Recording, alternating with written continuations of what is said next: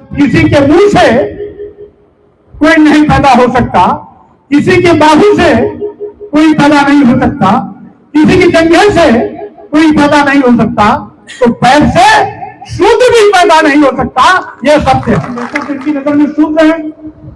इसीलिए दुनिया के सबसे बड़े विद्वान होने का खिताब पाने के बावजूद भी मनवादी व्यवस्था के लोग डॉक्टर अम्बेडकर को आज भी बचा नहीं पा रहे हैं, उनकी विविधता को नहीं बचा पा रहे हैं।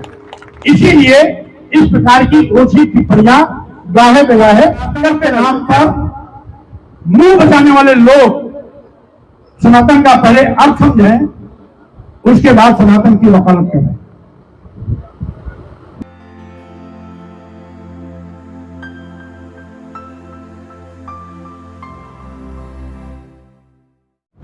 हर बच्चा अपनी मां के पेट से पैदा होता है। दुनिया में कहीं भी जाइए तो बच्चे की पैदाइश उसकी मां से होती है। यह सनातन है, सत्य भी है, वैज्ञानिक भी है, व्यवहारिक भी है। लेकिन अगर कोई कहता है कि ब्राह्मण ब्रह्मा के मुंह से पैदा हुआ, यह गलत है, यह सनातन नहीं है।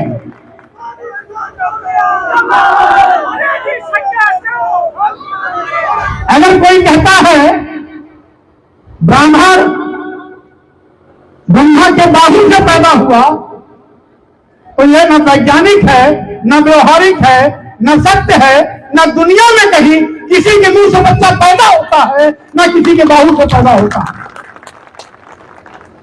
यह सनातन नहीं है। किसी के जंघे से अगर कोई कहता है कि वैश्य समाज पैदा हुआ, तो क्या यह संभव है? क्या किसी के जंघे से क्या कोई पैदा हो सकता है? क्या किसी के बाहू से कोई पैदा हो सकता है? क्या किसी के मुंह से कोई पैदा हो सकता है? क्या और जब किसी के मुंह से कोई नहीं पैदा हो सकता, किसी के बाहू से कोई पैदा नहीं हो सकता, किसी की जंघे से कोई पैदा नहीं हो सकता, तो पैर से शुद्ध भी पैदा नहीं हो सकता। यह सत्य है। यानी जो व्यवहारिक नहीं है,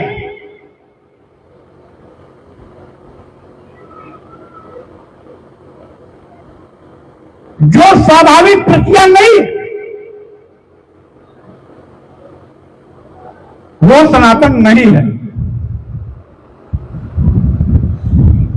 अमेरिका में हो, अफ्रीका में हो, आपके भारत में हो, लंका में हो, म्यांमार में हो, थाईलैंड मलेशिया में हो, ऑस्ट्रेलिया या चीन में हो, जापान में हो, हर जगह बच्चा पैदा होने की प्रक्रिया एक है। हर बच्चा अपनी मां के पेट से ही पैदा होता है।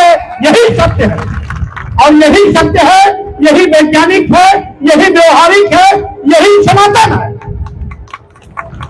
इसलिए सनातन, जो सनातन नहीं है, लोग उसको सनातन सनातन चिल्ला करके जबरदस्ती सनातन कहने, जबरदस्ती सनातन बनाने की कोशिश कर रहे हैं। मैं यही कहता हूं, आपके क्या इस फरीदाबाद एटा मैनपुरी में किसी बच्चे को किसी के मुंह से पैदा होते देखा है क्या? नहीं देखा ना। बाहू से पैदा होते देखा है क्या? वो भी नहीं देखा। जंघे से पैदा होता देखा है क्या? वो भी नहीं देखा। तो क्या पैर से पैदा होते देखा है क्या? नहीं देखा। इसका मतलब ये सनातन नहीं है। ढोंग ढकोसला पाखंड सनातन नहीं है। जात पात छुआछूत ऊंच नीच भेदभाव सनातन नहीं है। मुंह से पैदा होना, बाहू से पैदा होना, जंघे से पैदा होना, पैर से पैदा होना सनातन नहीं है। सनातन है जैसे सूर्य हमें प्रकाश देता है, सूर्य हमें जीवन देता है, लाखों साल पहले भी देता रहा, आज भी दे रहा है, लाखों साल बाद भी देता रहेगा। यह सनातन है, यह सत्य है। हवा हमें जीवन देता है,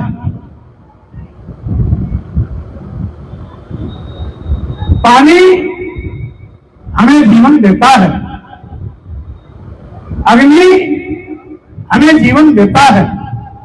जो हमें जीवन देता है आज भी दे रहा है और पहले भी देता था, आगे आने वाले समय भी देता रहेगा।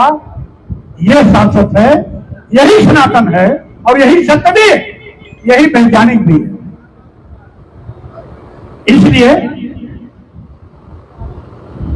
सनातन के नाम पर मुंह बचाने वाले लोग सनातन का पहले अर्थ समझें, उसके बाद सनातन की वकालत करें। आज 2500 साल बाद जब तथागत बुद्ध नहीं है तो भी बुद्ध का विचार आज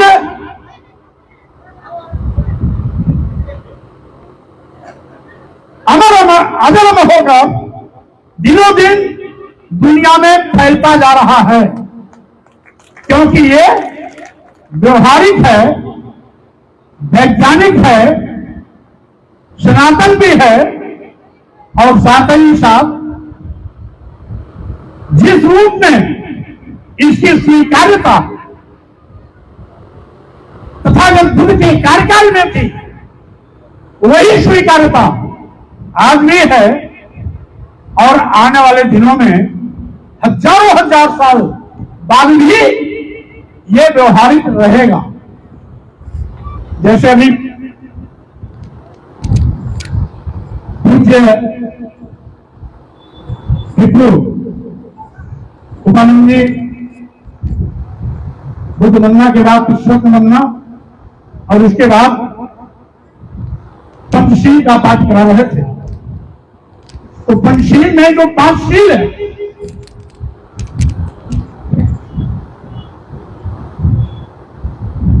अनायास जीव हिंसा न करें, बिना अनुमति के किसी का सामान न ले, यानी चोरी न करें, काम की भावना से यानी गंदी नजर से किसी भी बहन बेटी को न देखें, यानी सदाचार का पालन करें।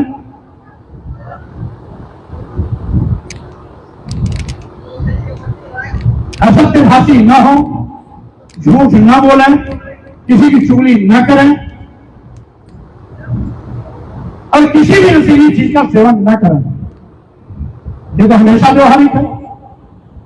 मानव कल्याण के लिए ये पांचों के पांचों जो शील है हमेशा पालन योग्य है, हम पालन करना चाहिए।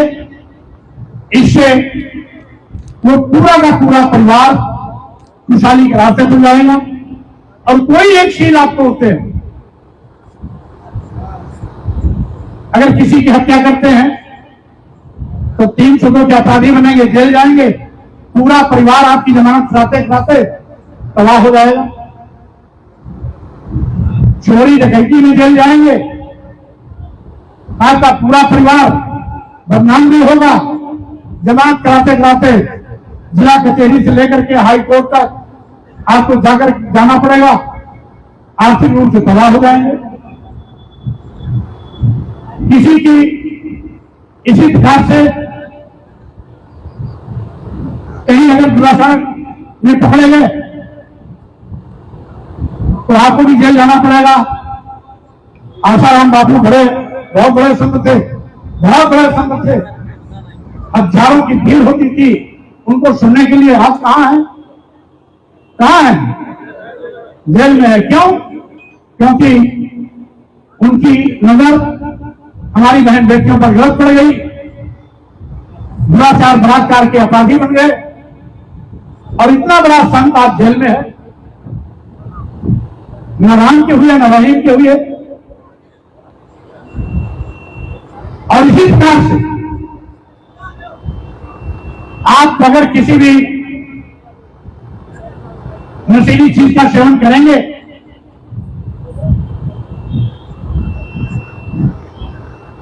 या झूठ बोलेंगे, किसी की निंदा करेंगे, तो लोग आप पर उंगली उठाए, वो चुगलखोर जा रहा है, वो झूठा बोलने वाला जा रहा है, आपके व्यक्तित्व को कलंकित करेगा। और जो पांचवा सील है, चुरा मेरे मध्य प्रबंध थाना वेदमणि शिक्षा प्रबंध समाधान, यानी किसी भी नशीली चीज का सेवन करेंगे, हमने खुद शराब की लत पड़ी तो बड़े बड़े बाबू साहब की जमींदारी बिक गई, घर द्वार छोड़ के उनको बाहर जाना पड़ा। आज उनका कहीं अता पता नहीं, जिंदा है मुर्दा है, घर छोड़ के चले गए।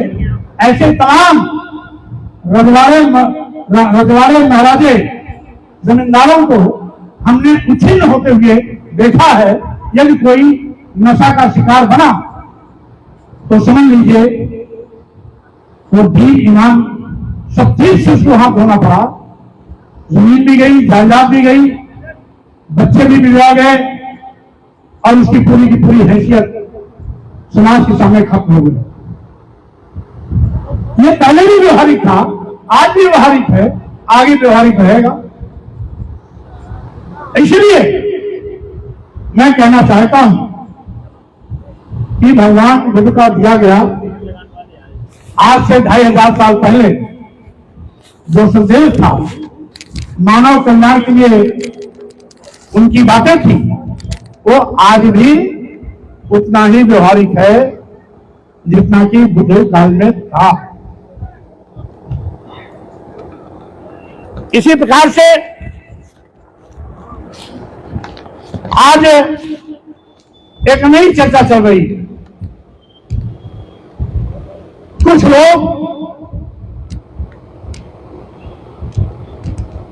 इस देश के बहुसंख्यक समाज को, जिनकी आबादी 97% है, उसको आज भी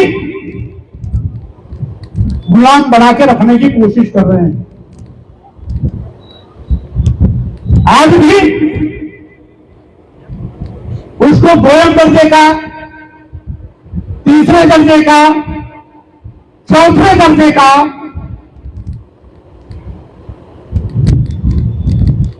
व्यक्ति मानकर जानवर से बढ़कर उसके साथ व्यवहार कर रहे हैं।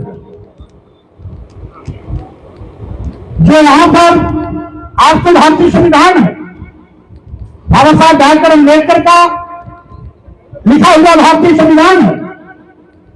2 दिन पहले केरल का एक विश्व हिंदू परिषद का नेता मरियम, उसने कहा डॉक्टर अम्बेडकर तो केवल क्लर्क थे, वो संविधान कैसे लिख सकते हैं। कल से वो जेल पहुंच गया है, वो जेल के अंदर पहुंच गया। आज भी बाबा साहब डॉक्टर अम्बेडकर, जो दुनिया के सबसे बड़े विद्वान थे, जिन्होंने पूरे विश्व का अद्वितीय संविधान भारतीय संविधान के रूप में लिख के हमें दिया, आज भी डॉक्टर अम्बेडकर की बुद्धता को लोग नहीं बचा पा रहे हैं, गले के नीचे नहीं उतार पा रहे हैं। और उतारें क्यों? क्योंकि ये तो कहते हैं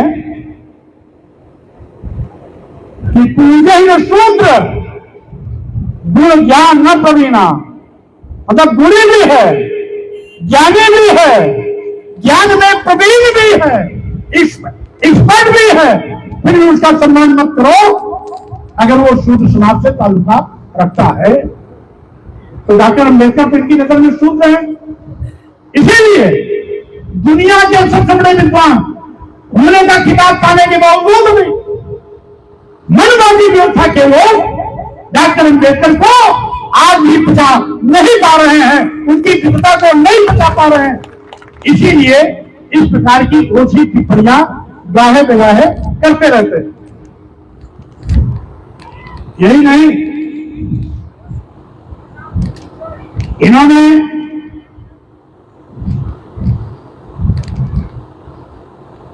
अभी मैंने एक दिन पहले, एक हफ्ता 10 दिन पहले मैंने कहा था हिंदू धर्म नाम की कोई चीज नहीं, तो पूरे देश में भूचाल आ गया।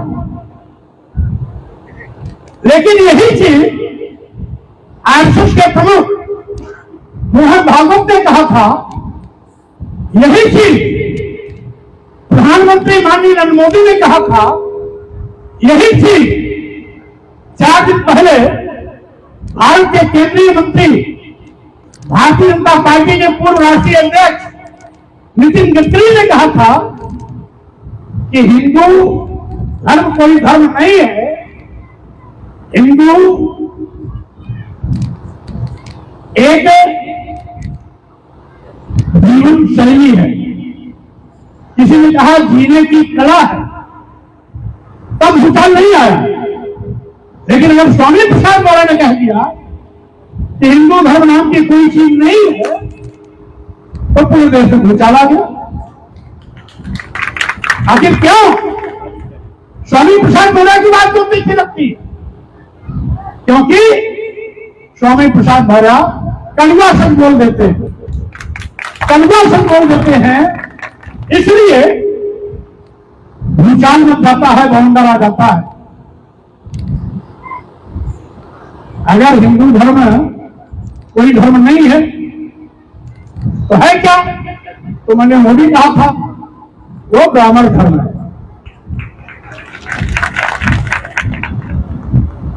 क्योंकि अगर ब्राह्मण धर्म कहेंगे तो ये अल्पसंख्यक हो जाएंगे, क्योंकि 1921 की जातीय जनता के मुताबिक 3.5% ब्राह्मण की संख्या है। अगर ब्राह्मण धर्म कहेंगे तो अल्पसंख्यक हो जाएंगे, तो बहुसंख्यक बने रहे, इसलिए छपरी को भी मिला लिया, वैश्य को भी मिला लिया, शूद्र को भी मिला लिया और सबको मिला के कह दिया हिंदू धर्म। अगर हिंदू धर्म होता तो हम सबको बराबर का दर्जा मिलता। आप ईसाई के गिरजाघर में चले जाओ, इस्लाम धर्म के मानने वाले मुसलमानों के इबादत का मस्जिद में चले जाओ, मस्जिद में जाओगे तो जो जैसे आएगा वैसे ही कतार में बैठेगा,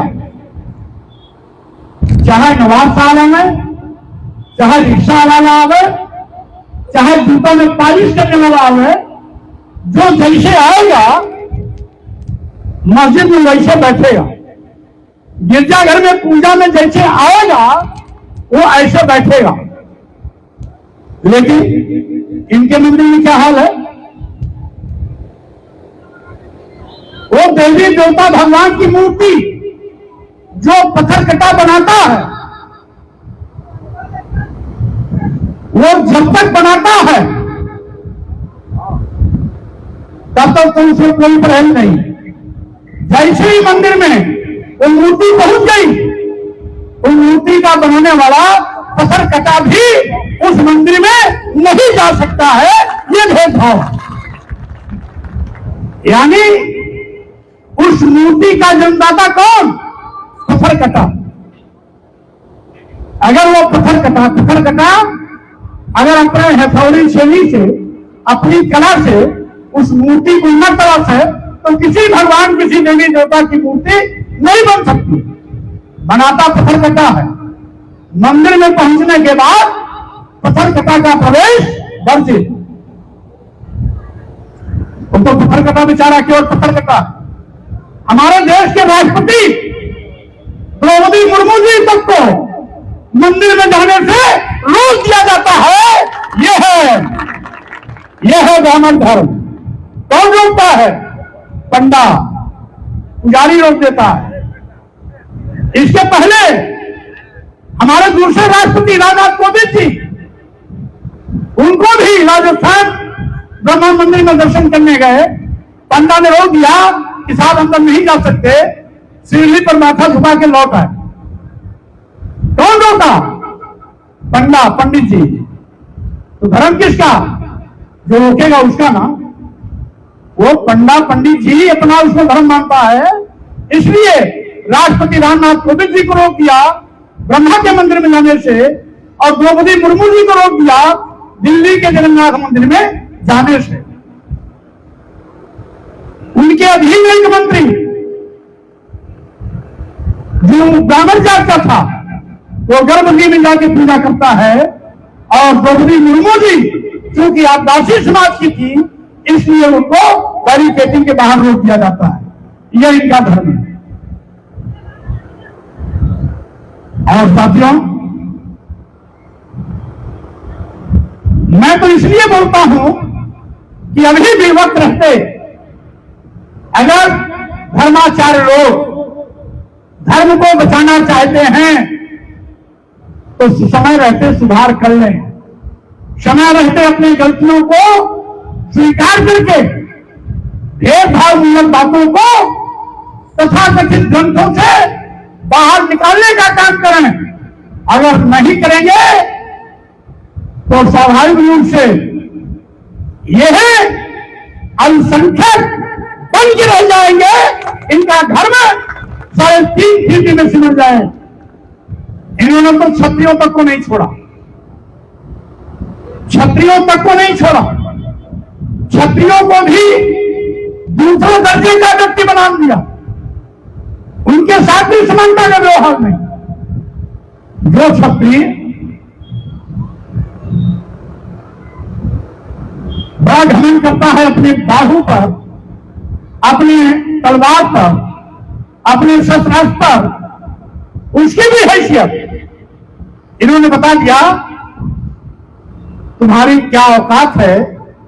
मनुस्मृति के एक श्लोक के माध्यम से, मनुस्मृति में एक श्लोक है, पंचवर्षम तू ब्राह्मणम शतवर्षम तू क्षत्रपाः पिता पितरौ बीजानीयात् ब्राह्मणत्वयो पिता।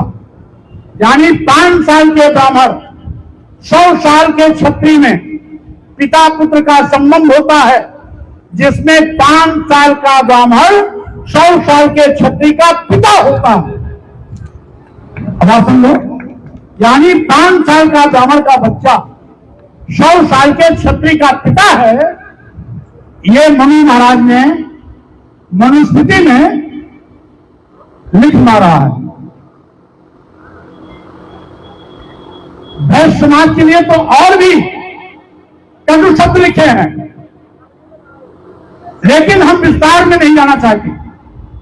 हमारे पिछड़ी जात के लोग, कुछ लोग क्षत्रिय बनने के चक्कर में घूमते फिरते हैं। तो मैं पिछड़े वर्ग के लोगों को सावधान करना चाहता हूं, आप क्षत्रिय मत बनो, आप केवल इंसान बनने की कोशिश करो।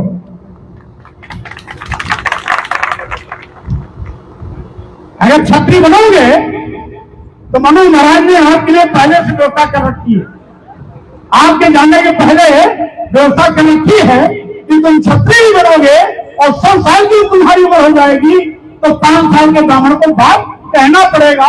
ये मनु महाराज ने पहले से लिख के मारा है।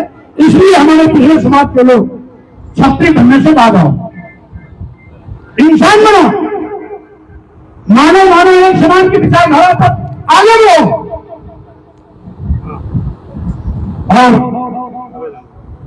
अभी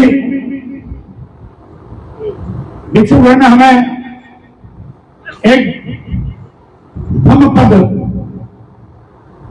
नामक पुस्तक दिया है, जिसमें भगवान बुद्ध के तमाम दिए गए उद्देश्यों संग्रह का संग्रह है। उसी में भगवान बुद्ध ने तमाम उद्देश्य दिए, और उसी में एक उद्देश्य ये भी है कि बैर को बैर से शांत नहीं किया जा सकता। भय को खत्म करने के लिए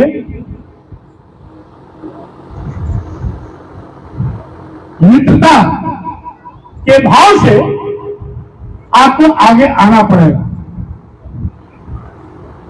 जब मित्र भाव से आप आगे आएंगे तो बैर खत्म किया जा सकता है, और बैर को बैर से अगर खत्म करना चाहेंगे तो नहीं खत्म हो सकता। और उसी में भगवान बुद्ध ने अंतिम में कहा है, एस धम्मो समर्पणा। ये जो मैं मानव कल्याण के लिए भिन्न भिन्न प्रकार का संदेश दिया हूं, यही धम्म सनातन है।